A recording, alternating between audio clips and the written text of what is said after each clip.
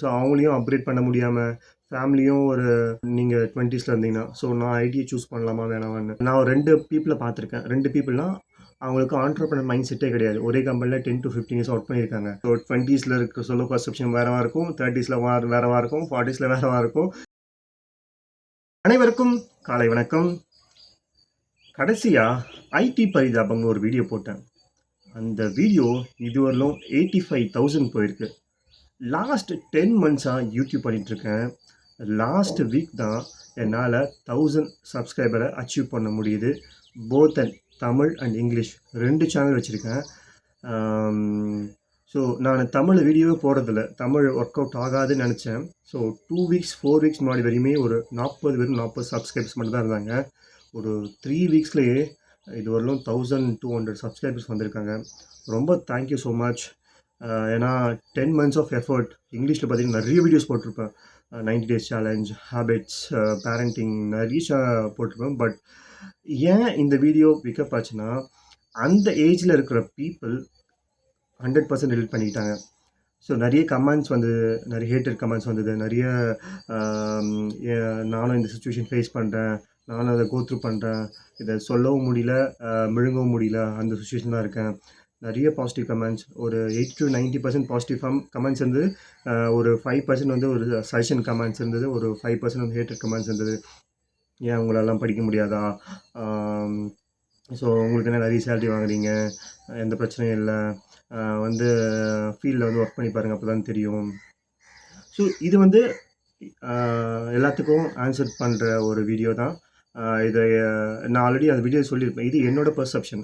20 வயசில் நம்மளுக்கு ஒரு விஷயத்தோட பார்வை வந்து 20ல் ஒரு மாதிரி இருக்கும், 30ல் ஒரு மாதிரி இருக்கும், 40ல் ஒரு மாதிரி இருக்கும், 50ல் ஒரு மாதிரி இருக்கும். இதுதான் மெச்சூரிட்டி. இது 20 வயசில் எனக்கு பணம் பெருசாப்பட்டது. ஸோ எங்கள் அப்பா ஒரு டிரைவர். எனக்கு வேறு என்ன சாய்ஸ் இருக்குது, பணம் சம்பாதிக்க தான் ஒரே குறிக்கோள்.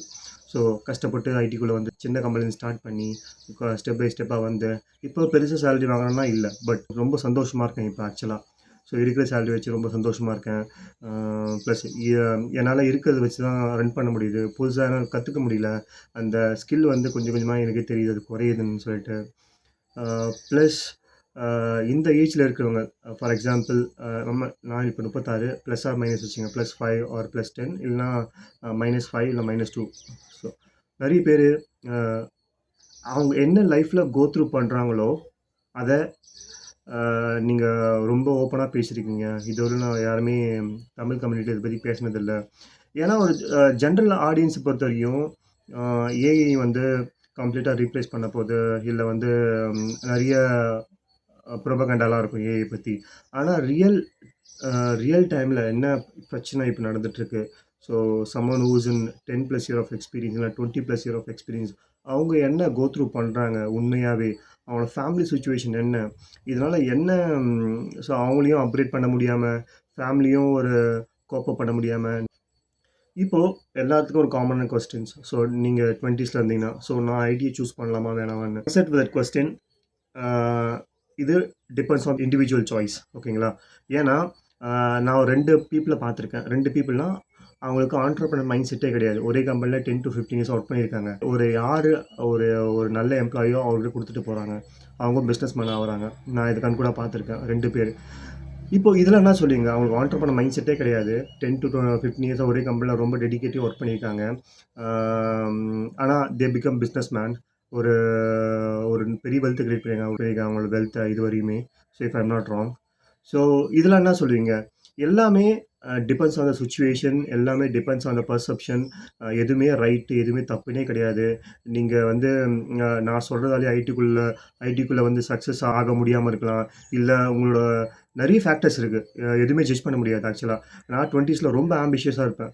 ப்ராடக்ட் லான்ச் பண்ணணும், ஸ்டார்ட் அப் எதனா பண்ணணும்னு சொல்லிட்டு. ஆனால் ஏஜ் ஆக ஆக என்னோடய டெக்னிக்கல் ஸ்கில்ஸும் குறையுது.